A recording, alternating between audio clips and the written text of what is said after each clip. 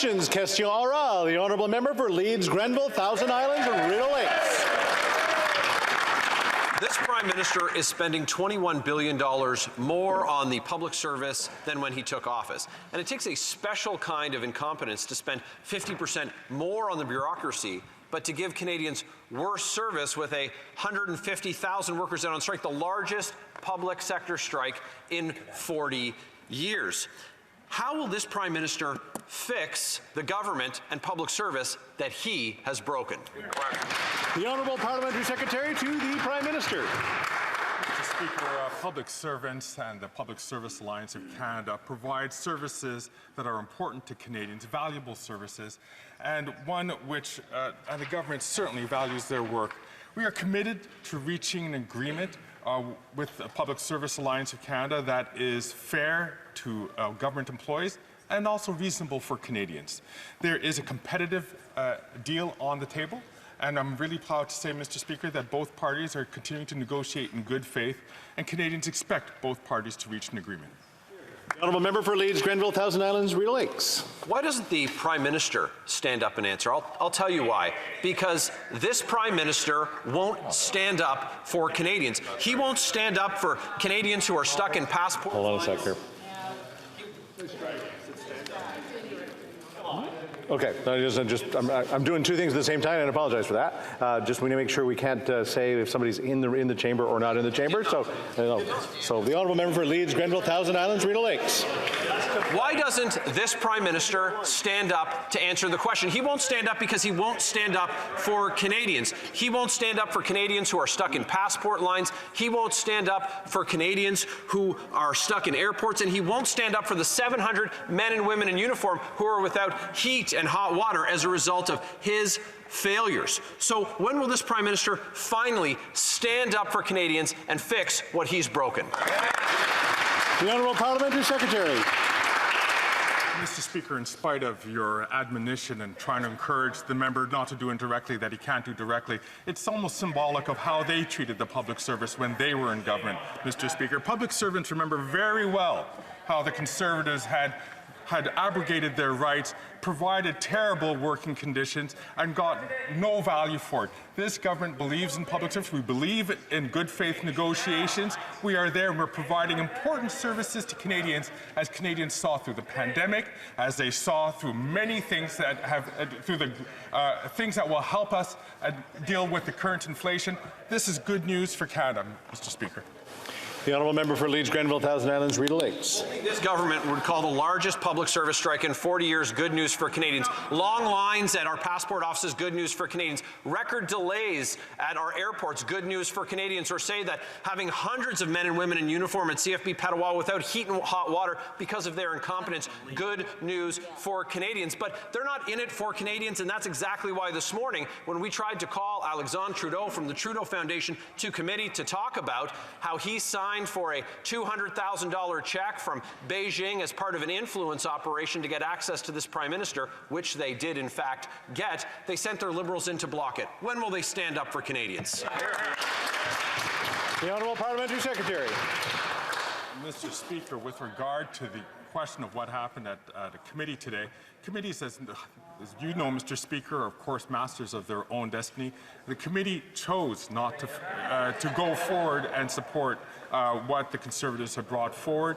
It was unanimous, with the exception of the Conservatives, to not go forward with that because, Mr. Speaker, we have important things to discuss, and it was not to engage in these drive-by smears that the Conservatives like to engage in.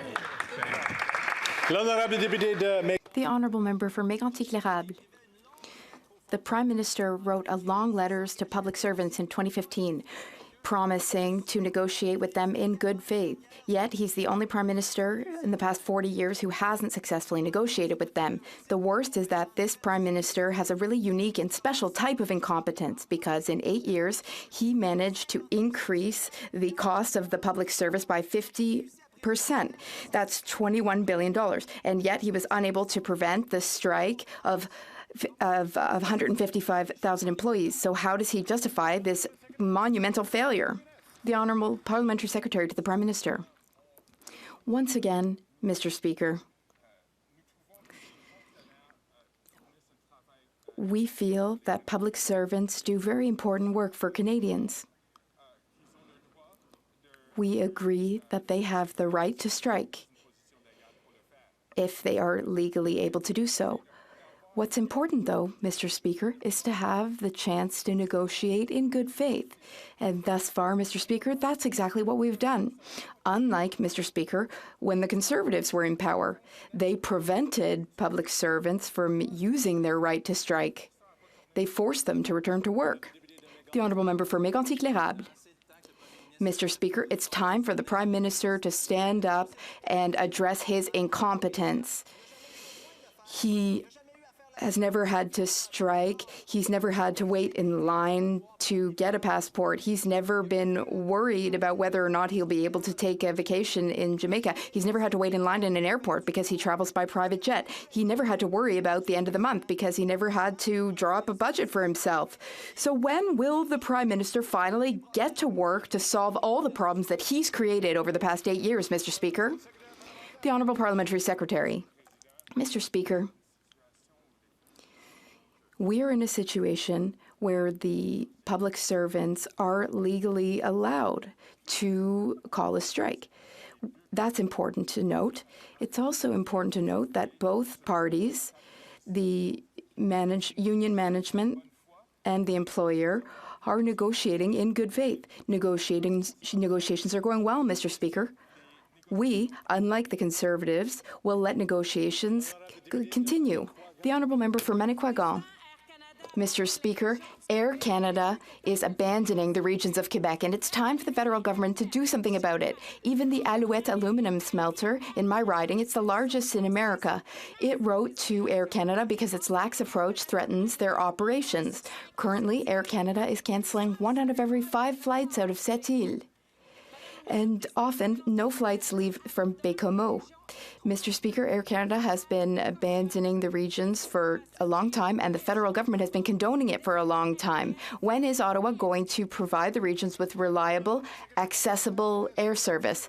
The Honourable Parliamentary Secretary to the Minister for Tourism. Thank you, Mr. Speaker. Our government has committed to maintaining equity and competitiveness in the air travel sector, which supports the economy, trade, and tourism in Canada. They connect communities in such a large country as ours. Our government will always do everything it can to ensure that air carriers offer flights everywhere in Canada, especially in remote or northern communities, which often depend exclusively on the air travel sector to be able to travel and receive goods and essential services. The Honourable Member for Manicouagan. Mr. Speaker, commitments don't mean much without action, and for there to be competition, there needs to be more than one player. So the federal government needs to guarantee accessible, reliable air travel in the regions, but in the recent budget, it did exactly the opposite. Ottawa is raising airport taxes to cover security. In other words, not only is Ottawa doing absolutely nothing to guarantee the reliability of Air Canada flights, but it also wants to drive up the price of regional flights. Ottawa is going to make us pay higher prices for increasingly unreliable flights. Will Ottawa back off, stop making the problems worse, and get into solution mode for regional air travel, rather than sitting there laughing and doing nothing? The Honourable Parliamentary Secretary to the Minister of Transportation. Mr. Speaker, I thank my colleague for her important question. Mr. Speaker, we will continue to ensure that Canada's airports have the necessary resources and to ensure that Canadians have access to effective air travel. We are following through on our commitments and our conversations with all air transportation companies in order to find the best solutions for all Canadians. Speaker, today the government is announcing up to $13 billion for a new Volkswagen electric vehicle battery plant. So they have $13 billion for a private company, but are dragging their heels for a fair contract for government workers. This deal is about accountability, and it's imperative we put workers at the heart of any agreement. They need to ensure good-paying union jobs, or at least a commitment from Volkswagen that they will allow it to be a union shop in writing. What will this government do to make sure that it's Canadian workers, not Volkswagen CEOs and shareholders, that benefit from this deal? The Honourable Parliamentary Secretary. Well, Mr. Speaker, our government has been very successful in bringing investments to Canada that are creating jobs and growing economic activity across the country. That Volkswagen has chosen Canada for their very first battery factory in North America is proof of that success, and we're very proud of it.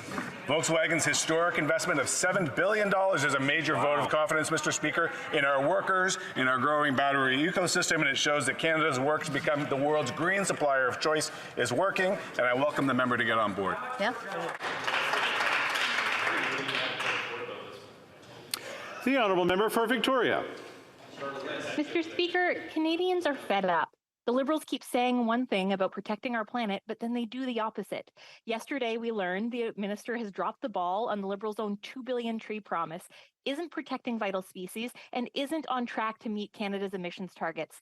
Canada can't wait any longer for the Environment Minister to actually do his job instead of cozying up to oil and gas executives. So when is the Environment Minister going to stop working to protect the profits of Canada's biggest polluters and start protecting our planet? The Honourable Parliamentary Secretary. Mr. Speaker, I'm really happy that the member opposite has asked me a question about the work we're doing on the environment, because in fact it allows me the opportunity to share some good news, which is in our National Inventory Report on Emissions that we put out last week to the UN. It shows that we are bending the curve on emissions. In fact, our emissions are below pre-pandemic levels. They are below 2005 levels. We are doing the hard work and we are getting it done. The honourable member for Red Deer Lacombe. Mr. Speaker, the cost of government is driving up the cost of living. After years of inflationary spending by this government, Canadians cannot afford to put food on the table or to heat their homes. Yet the Prime Minister was off jet-setting to Jamaica on yet another luxury vacation. This is just another example of a Prime Minister that can't or won't try to understand the realities of hard-working Canadians. When Canadians are choosing between heating and eating, this Prime Minister is choosing between Jamaica or the Bahamas. When will this out-of-touch Prime Minister realize that money doesn't grow on trees? Not that his government is competent enough to plant any. The Honourable Parliamentary Secretary. Affordability, no Canadian should be forced to have to make the decision between buying groceries or going to the dentist. But Budget 2023 actually takes care of both. We're delivering a grocery benefit that member actually supported, and I thank him for it. It's going to help 11 million Canadians. Over 50% of our seniors are going to benefit, and a dental benefit that's already benefited over 250,000 children. As we expand it through this budget process, millions of Canadians will benefit. That's something that even the Conservatives can smile about. The honourable member for Red Deer Lacombe. Mr. Speaker, Canadians are struggling with the rising cost of living, particularly with the impact of the carbon tax, which is making it more expensive for Canadians to heat their homes or simply go to work. Canadian families and businesses can't afford the tripling of the carbon tax, and now the Environment Minister is musing about $265 a tonne. Canadians already can't afford $65 a tonne. It's not an environment plan. It's a tax plan. Right. Enough is enough. When will the government stop punishing hardworking Canadians and axe their cruel carbon tax? The Honourable Parliamentary Secretary to the Minister of Natural Resources and the Minister of Environment and Climate Change. Thank you, Mr. Speaker. And I would like to highlight that pricing carbon pollution works. I mentioned earlier that we're seeing our emissions go down. And at the very same time as we're bringing down emissions, and it's a market mechanism, by the way, which is something I would think that the Conservatives would support. But beyond that matter, I would also point out that individual Canadians in the federal backstop provinces are receiving a climate action incentive. In fact, they would have received one just last week. That helps to offset the cost of carbon pricing. Great job. The honourable member for Moose Jaw, Lake Centre, Lanigan. Mr. Speaker, Canadian problems require Canadian solutions. The cost of living crisis is hurting Canadians. The price of gas in Moose Jaw has risen to over $1.60 after the government tripled their inflationary carbon tax. Let's be honest, this isn't an environmental plan, it is a tax plan. The Prime Minister has said he has put a price on pollution. The fact is, he has put a price on people. That's right. Canadian problem, this Prime Minister. Canadian solution, when will this government get out of the way so Canadians can elect a strong Conservative government? The Honourable Parliamentary Secretary. Mr. Speaker, And I need to point out, beyond the fact that I've mentioned earlier, that carbon pricing actually works to reduce emissions, let's talk about why that's important. Because if we don't take action against climate change, every single Canadian pays with the cost of the natural disasters that come as part of it, including in provinces like the member opposite's province. We are making sure that we support Canadians, in fact, through the grocery rebate, dental benefits, child care agreements, all of those ways that we're supporting Canadians, and at the same time, we are fighting climate change. Good job. The honourable member for Yorkton Melville. TGIF, Speaker. Thank goodness it's Friday. Canadians have survived another week of unrelenting stress due to this Prime Minister's attack on their livelihood while living it up himself. Most Canadians couldn't dream of 9 days at a luxury Jamaican estate with wealthy friends. 1 in 4 say there's no way they can even afford a vacation of any kind this summer. The Liberal carbon tax will cost them up to $850 more after the rebate this year. Record numbers have turned to food banks, and for the first time, there are people diving into dumpsters that have never done that before. The Prime Minister's curtain is about to fall when he gets the hook. Will he regret not listening to Canadians then when they cancel his tax and him? Yeah.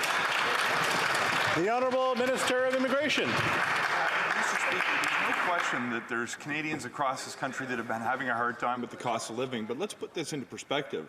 Over the course of the economic recovery from COVID-19, we've now seen more than 850,000 people who have a job today that didn't before the pandemic. But to help those people who are still struggling, we're making investments to offset the cost of groceries with a new grocery rebate. We're making investments on the issues that they raise with us as being important to make sure that they have access to a family doctor. We're making investments so they can continue to have access to good jobs. Mr. Speaker, when it comes to putting a price on pollution, we found a way to put more money in the pockets of households. The Conservatives want to take it with them so they can make it free to pollute.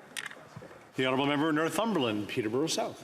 Mr. Speaker, there's been plenty of debate in this House what the impact of the carbon tax is on Canadians. However, I want to put that debate to rest once and for all. I'm going to read right from this Prime Minister's own parliamentary watchdog. Most households in provinces under the backstop will see a net loss resulting from carbon pricing. Don't believe me? He continues. Household carbon costs will exceed the rebate. End of sentence. It's clear that not only does carbon tax does not fight emissions, they've hit zero targets, I mean zero. It's also costing Canadians on average $1,500. When will they finally just axe the tax? The Honourable Minister of Immigration. Mr. Speaker, I would point out that the exact same report from the PABO confirms that 8 out of 10 Canadian households receive more from the climate action dividend than they pay out in any fuel charge. What's fascinating, Mr. Speaker, if the honourable member actually considers the analysis behind the report, the only expenditure he's referring to assumes that the alternative is to not take any further action on climate change. This is par for the course when it comes to the Conservative. We've been defending this policy for 3 election cycles. If they want to triple down on a losing strategy, I invite them to remain in opposition as long as they would like. The Honourable Member for Northumberland, Peterborough South. You want to talk about losing strategy, Mr. Speaker? Zero emission targets hit. That's 0% victories. That's just how out of touch these are. But that's not surprising, given the fact that this is an out of touch government with an out of touch Prime Minister who gets on a plane, goes to Jamaica, takes an $81,000 free vacation from a donor to the Trudeau Foundation. And we know he won't pay that back because we know who he is. But will he maybe pay the carbon tax on the jet fuel? You see, the jet fuel alone would add a carbon tax of $13,750. Will they finally admit it's a carbon scam and axe the tax? The Honourable Minister. Targets when it comes to our emissions, I'd remind the honourable member that the target we have set is for the year 2030. I'd remind all members of this House that's 7 years from now. We're going to continue to work to hit that target as we projected that we would. But what's telling, Mr. Speaker, was the Conservatives are confronted with an analysis that they don't like to accept. They turn their guns onto the Prime Minister personally. The reality is the more that they're going to focus on him as an individual, the more we're going to focus on the Canadians who live in our communities to make sure they have access to a good job, income supports for families who need it, health care for those who deserve it, and make sure that we're going to continue to advance environmental policies to protect pocketbooks and reduce emissions. Right on. The Honourable Member for Trois-Rivières. Mr. Speaker, the interim conflict of ethics and conflict of interest and ethics commissioner stepping down in the wake of the controversy over her family ties to a Liberal minister. Let us restate that there is no reason to doubt the integrity or probity of Ms. Richard, who is making an honourable decision. However, Liberal ministers should never have put her in this untenable situation. Now, these same ministers must appoint someone else, but their repeatedly demonstrated lack of understanding of ethics makes it unwise for them to do so on their own.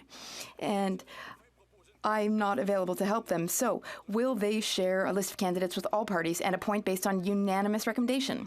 Yes, Mr. Speaker, the government recognizes the importance of the office and has made very clear indication that we are actively seeking a replacement, and the member can rest assured that it would be done in a proper form. The Deputy de Trois-Rivières. The Honourable Member for Trois-Rivières. Mr. Speaker, the empty chair in the office of the Ethics Commissioner is problematic. As long as there is no one in the office, it is impossible to investigate. But the House is currently looking into a Chinese interference scandal that may require further investigation into the role of some Liberal players. The Prime Minister himself is in the midst of a scandal about his Christmas holiday with friends who donate to the Trudeau Foundation. If the Liberals were to leave the interim commissioner position empty for much longer, it would raise questions, legitimate ones. Will they submit a list of candidates to the opposition parties on Monday? The Honourable Parliamentary Secretary to the Government House Leader. Thank you, Mr. Speaker. The office does critical, important work, that being from the Conflict of Interest Office, that is, Mr. Speaker, to ensure transparency and accountability at the federal level. As I've indicated to the member, we are actively looking at a replacement. It will be done in due course and through a proper process. Thank you, Mr. Speaker. The Honourable Member for Dufferin-Caledon. On Tuesday, I received an email from Kim in my riding about the budget. And Kim writes, "I'm stretched so thin, I either pay bills or buy food because I can't afford both. Food costs are ridiculous. Gas and heating are going up. Is life better under this government? Not by a long shot." So everything that Kim buys and uses is driven up by the carbon tax. It's crushing Kim's affordability. Will this government finally do something to help Kim and the millions of Kims across Canada by cutting the carbon tax that's making life so unaffordable? The Honourable Parliamentary Secretary to the Minister of Finance. Mr. Speaker, I'm happy to say that just this week, not only our government, but every member of this House stood up and did something for Kim and people in that situation by delivering the grocery benefit to more than 11 million Canadians who need it the most. You know, every day I stand up in this place waiting for the Conservatives to come for a plan to fight climate change. I wish that it's going to happen. They deny the fact that 8 out of 10 Canadians are actually better off with the climate incentive. They spend all of their opposition days and their questions trying to make pollution great again. The Honourable Member for Dufferin-Caledon. Mr. Speaker, it's astounding how they gaslight Canadians. Kim knows about the grocery rebate because Kim looked into the budget. And Kim's saying, despite the grocery rebate, I have to choose between heating my home or buying food. Yeah. The answer from this member and this arrogant, out-of-touch government is to suggest Kim's doesn't have a problem, and we shouldn't be asking the question. The audacity of these people to gaslight and diminish Canadians who are struggling to make ends meet. Mr. Speaker, it's despicable. Will they finally show they actually give a damn about Canadians and cut the carbon tax? Just be judicious in our words. The Honourable Parliamentary Secretary. Mr. Speaker, only the Conservatives would consider facts gaslighting. And the facts are youth unemployment is down 22%. 2.7 million Canadians have been lifted out of poverty under this government. We have the lowest deficit and lowest net debt to GDP ratio in the G7. That strong balance sheet allows us to invest in making life more affordable. That allows us to invest in creating clean jobs that create a better economy for the future. Mr. Speaker, will they continue to come forward with ideas in this House which are raiding the pensions of seniors and not fighting against climate change? We're going to come with real solutions that are going to benefit Canadians. That's right. The Honourable Member for Renfrew, Nipissing, Pembroke. Tax has driven the price of food so high that even military families have to visit food banks. Now 700 soldiers are without heat or water because the Prime Minister couldn't reach a fair deal with public servants. The Prime Minister has friends who cover a $160,000 vacation at a luxury resort for a week, and he leaves our military out in the cold. Will he cancel his plans to triple triple the carbon tax. The Honourable Parliamentary Secretary to the Minister of National Defence. Thank you, Mr. Speaker. We are, of course, at the bargaining table and are working hard to reach a fair deal. As a result of the ongoing labour action, CFB Petawawa has experienced a disruption in service from their central heating plant. Heating plant shutdowns may affect those working or living on the base in quarters typically used during the training or on temporary basis. Alternative facilities, Mr. Speaker, are being made available for those affected by this disruption. Thank you. The Honourable Member for Barrie, Springwater, Ora-Medonte. Mr. Speaker, Canadians are out of money and this Prime Minister is out of touch. That's right. Currently, food bank usage is at an all-time high, mortgage and rent costs have doubled, and many can't afford to heat their homes. While 24% of Canadians say they can't afford a vacation this summer, this Prime Minister decided to jet off to Jamaica on a luxury vacation at a private villa, courtesy of a big-time Trudeau Foundation donor. Will the Prime Minister finally tell us how much he personally paid for this luxury vacation in Jamaica? Good question. The Honourable Parliamentary Secretary to the Minister of Finance. Mr. Speaker, while the opposition continues to focus on the Prime Minister, we're focused on Canadians and making sure that life is more affordable. How are we doing that? We're doing that through programs like childcare. We're doing that through programs like dental care, through an investment in health care that is going to make sure that premiers in provinces and territories have the resources they need to deliver the health outcomes that Canadians expect. And we're doing all that while having the strongest fiscal framework in the G7. That's what responsible government and good ideas look like, Mr. Speaker. The Honourable Member for Port Moody Coquitlam. Thank you, Mr. Speaker. Unpaid caregivers in this country take care of children, aging parents, and loved ones. They do an incredible amount of unpaid labor. In the Finance Minister's mandate letter, the government has promised to provide a refundable Canada Caregiver Credit, but the Liberals failed to deliver it in the last budget. Families rely on caregivers who receive so little compensation. So why are the Liberals so quick to move mountains for their rich buddies, but not support caregivers who care for their loved ones? The Honourable Parliamentary Secretary. Thank you, Mr. Speaker. Healthcare is essential, and that couldn't be more true for those who are most vulnerable, particularly seniors. A couple weeks ago, before the budget, Mr. Senior, I was able to sit down with SEIU, which is a union that supports and represents personal support care workers right across this country. And Budget 2023 invests in the wages of those workers. Mr. Speaker, some of the most vulnerable people are also taken care of by immigrants, by people who are temporary foreign workers. We've got to make sure that those people are taken care of too, and this government's on the right side of that equation. Thank you, Mr. Speaker. The Honourable Member for South Okanagan, West Kootenay. Mr. Speaker, Glencore, a Swiss multinational resource company, is trying to take over Teck Resources, one of Canada's biggest mining companies. The British Columbia Premier is urging the federal government to stop this. If this hostile takeover moves forward, thousands of Canadians could lose their jobs, and our sources of critical minerals would be at risk. And worse, Glencore has been accused of human rights abuses and has even pled guilty to bribery and market manipulation. So will the Liberals do the right thing for Canadians and block this hostile takeover? The Honourable Parliamentary Secretary, Minister of Innovation. Mr. Speaker, I think as the member knows, the Investment Canada Act provides for the review of the most significant investments by non-Canadians to ensure the net benefit to the Canadian economy. And all investments, no matter their value, are subject to a national security review under the ICA.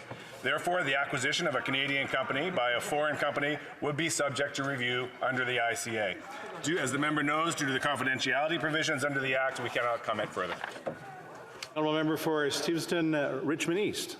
Mr. Speaker, across Canada, people are increasingly feeling the effects of climate change. My home province of British Columbia is experiencing severe floods, droughts, and fires, all of which have taken a toll on the health of our iconic forests. In this context, planting 2 billion trees in the next decade will support the expansion of Canada's forests and the restoration of important habitats. Can the Minister of Natural Resources please update this House on how this government is supporting these efforts in British Columbia? Order. I'm going to...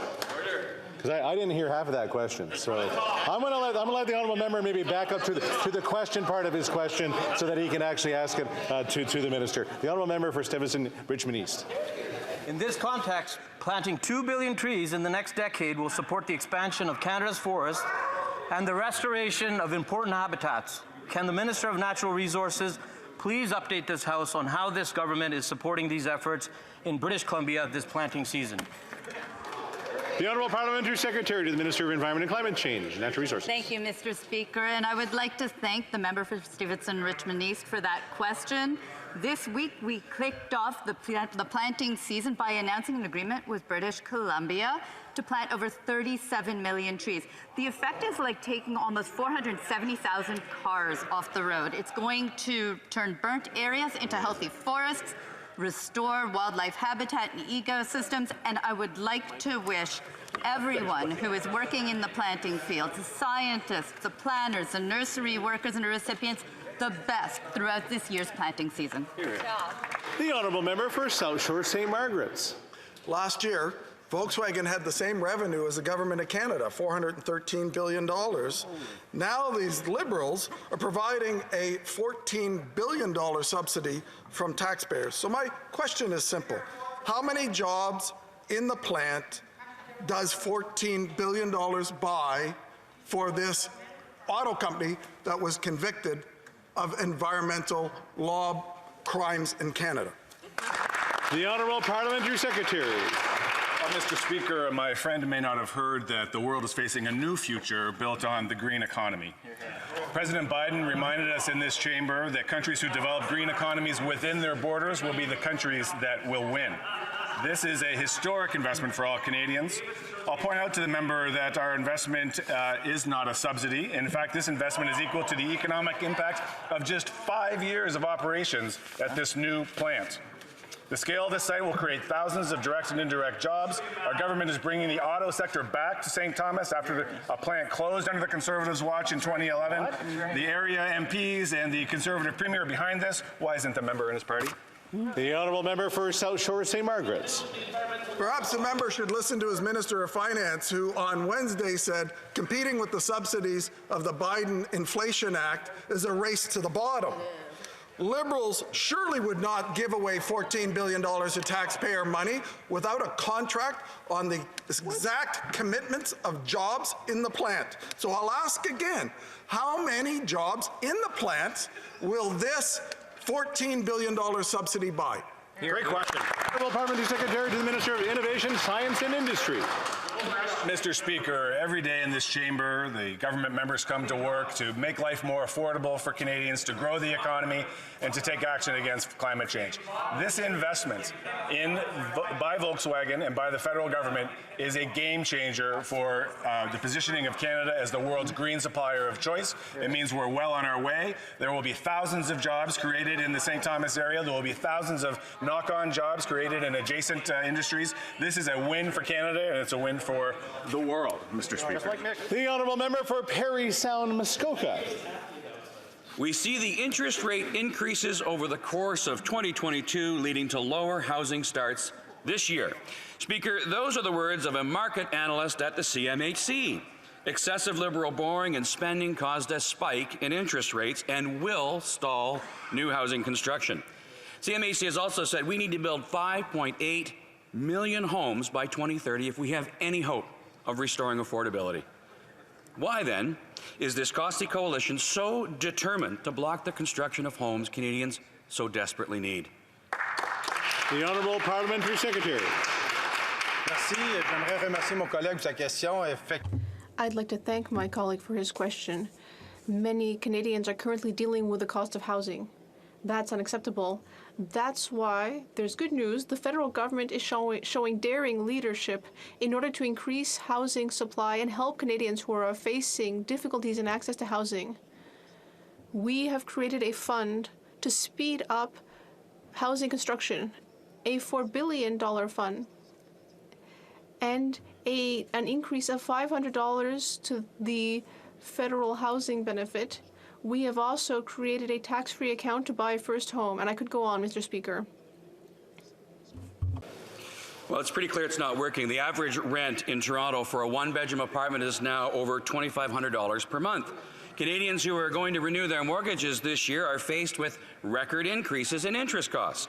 And now the CMHC has increased fees by up to 200% on programs builders use to finance multi-unit residential construction. If this government really wants to build more homes, why, Mr. Speaker, why do they continually make it so much more expensive? L'honorable Secrétaire parlementaire au ministre du Développement. The Honorable Parliamentary Secretary. Thank you, Mr. Speaker. Unlike the Conservatives, we believe that every Canadian deserves to live in a safe and affordable home. That is why we created the first ever national housing strategy. That is an ambitious plan of more than $82 billion. That has already helped hundreds of thousands of Canadian families to access the housing they need. We have also introduced new measures in Budget 2023, a budget the Conservatives are voting against to double construction, support people directly, and help Canadians save for their first home. Thank you. The Honourable Member for Avignon, Amitis-Matane-Matapédia. Mr. Speaker, this morning, the UN warned that glaciers are melting at a record rate because of greenhouse gases. They said that it will take decades to put an end to this negative trend. And when it comes to glaciers melting and the increase in ocean levels, we've already lost. And at the same time, this federal government's plan to fight climate change has been demolished by 5 reports by the Environment Commissioner. When will this federal government finally take action? Instead of watching our chances to mitigate climate change melt before our very eyes. The Honourable Parliamentary Secretary. I'd like to thank my colleague for her question. And I'd like to thank her for the opportunity to say firstly that we'd like to thank the Commissioner for the report and recommendations, which we take very seriously. This is also an opportunity for me to say that the results of our national inventory of greenhouse gases, the inventory has shown progress in our fight against climate change. In 2021, there will be 53 million fewer tons of production of these gases in our towns. That is like removing 11 million cars from Canadian roads. The Honourable Member for Jonquière. Mr. Speaker, the Environment Commissioner strongly dressed down the federal climate change plan. And among other things, the report mentioned the Prime Minister's famous plan to plant 2 billion trees. Currently, the government has only reached 2.3% of its objective. I'm sure you're impressed. Barely 2%, and that's if the trees even survived, because the Commissioner said that Ottawa is not following up. So let's be serious. Instead of pretending to plant trees, when will the Prime Minister actually do something real, like cutting off the flow of money to oil companies? The Honourable Parliamentary Secretary. Thank you, Mr. Speaker. Once again, I'd like to say that we thank the Commissioner for the reports. And many of the recommendations in the report have been implemented or are being implemented as we speak. That's what the Commissioner said himself, that he's seeing progress and the hard work that's being carried out on the recommendations.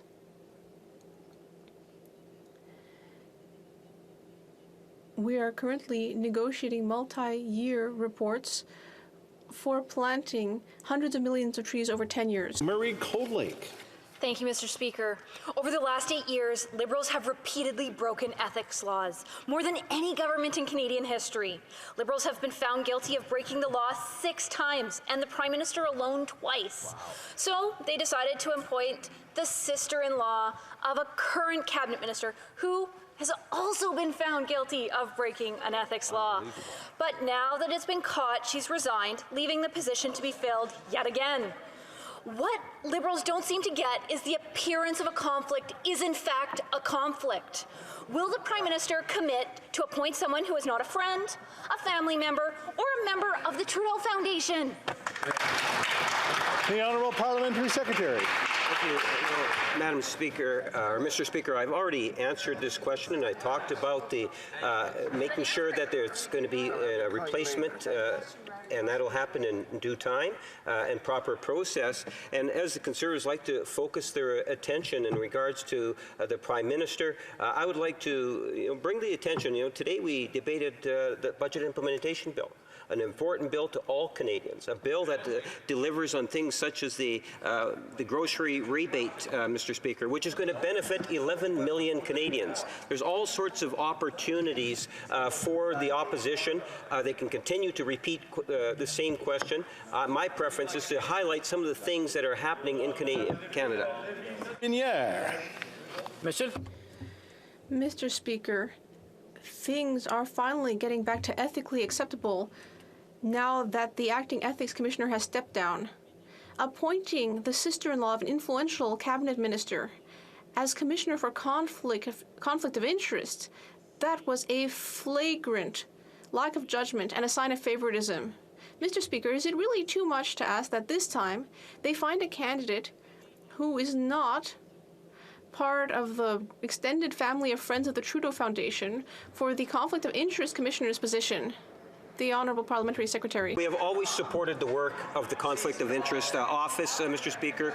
We are actively looking at a replacement for that particular position, and it will take place. And I will, if I may, Mr. Speaker, just to focus in terms of what it is that's happening in Canada today through budgetary measures that include things such as I mentioned, the grocery rebate, the dental expansion program that's going to help people during a difficult time of inflation. We can talk about the healthcare issue and how it is the federal government's investing into future generations for healthcare services, something that we all expect of the government. Thank you, Mr. Speaker. The Honourable Member for Lévis-Lobinière.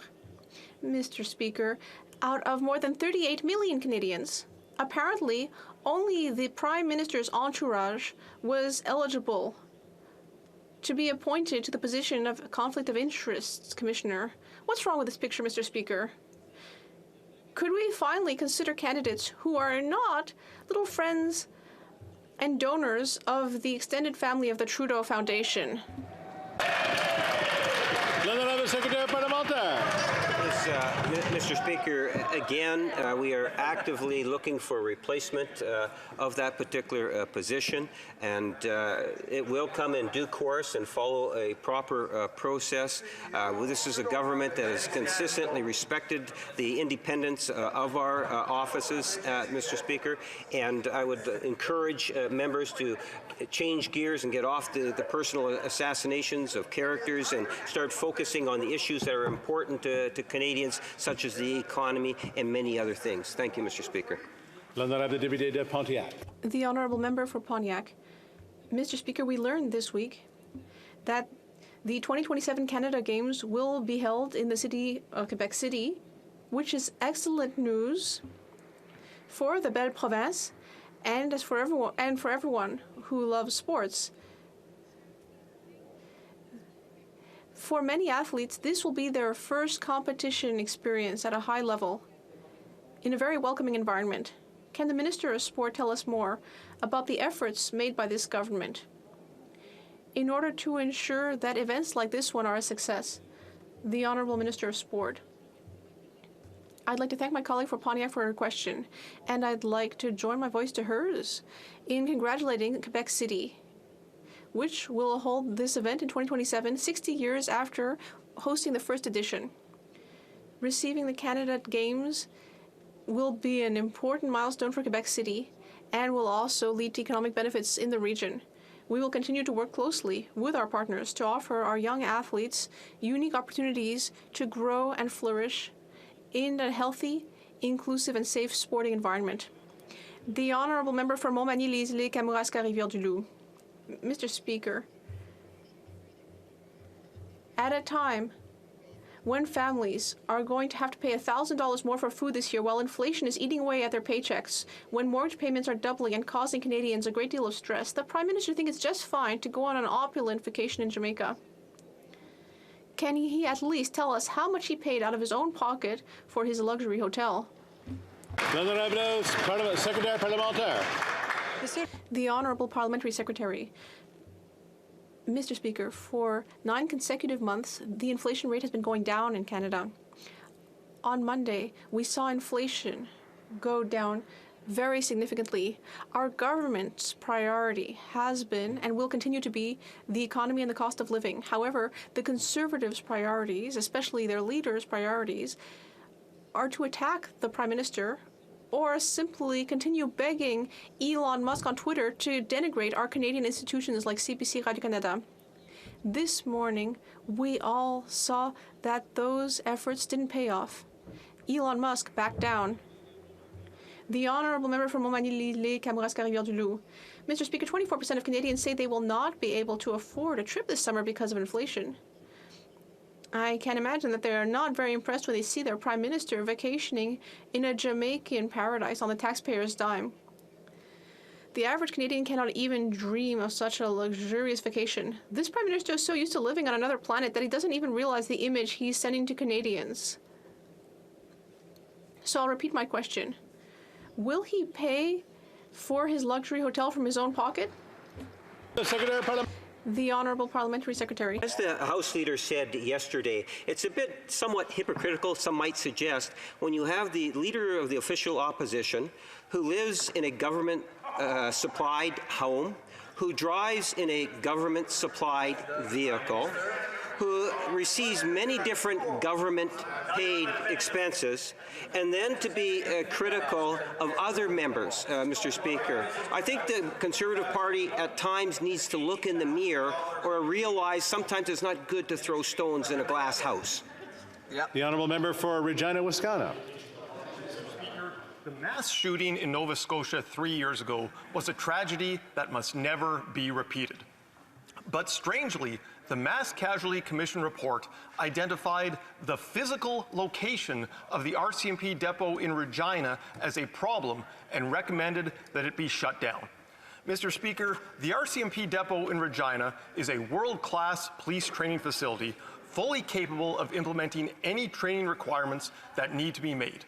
Mr. Speaker, will the government commit today to keep the RCMP training depot in Regina open?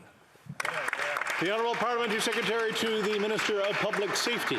Thank you, Mr. Speaker. And we thank the Commission for their report and important recommendations that they've made.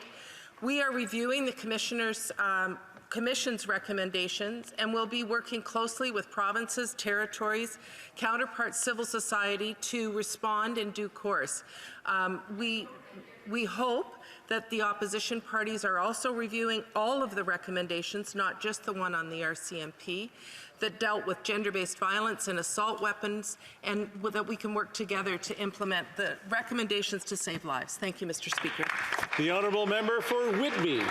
Mr. Speaker, Canada has a proud tradition of welcoming some of the world's most vulnerable people. And with the challenges businesses face and the changing demographics of our rural towns, we know skilled refugees can be part of the solution too. Could the Minister of Immigration, Refugees and Citizenship tell us how we're providing refugees with a new lease on life and the opportunity to help businesses in need? The Honourable Minister of Immigration. Mr. Speaker, I thank my honourable colleague for the question, but also for his advocacy over the years I've known him to support some of the world's most vulnerable.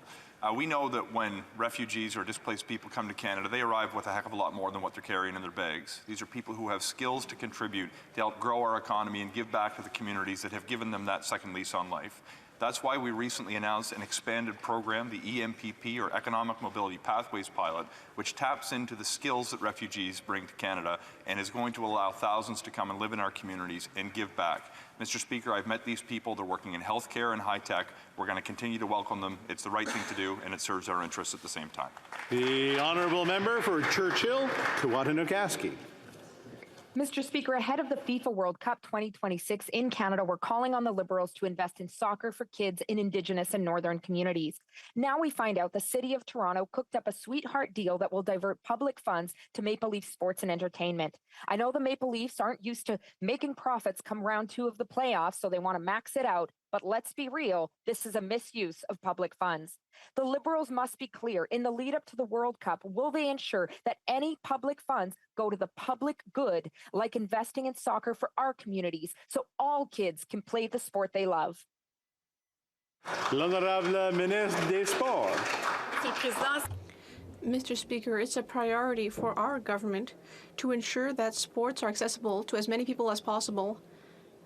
That's why we created the Community Sports for All program, which has enabled children and teens from all communities to access organized sport. our government will continue to help Canadians to be able to access quality infrastructure and to practice organized sport. Thank you. And that's all the time for question period today. Thanks, folks. For those of you who might be leaving today, just be safe over the weekend. We'll see you on Monday. Daily routine of business. Tabling of documents. The Honourable Parliamentary Secretary to the Government House Leader. Yes, thank you, Mr. Speaker. Pursuant to Standing Order 36.8a, I have the honour to table in both official languages the government's response to 6 petitions. These returns will be tabled in an electronic format. Tabled. Dépôt de projet de loi émanant. Introduction of government bills. Déclaration. Statements by ministers. Rapport de délégation. Reports from interparliamentary delegations. Presenting reports from committees. Introduction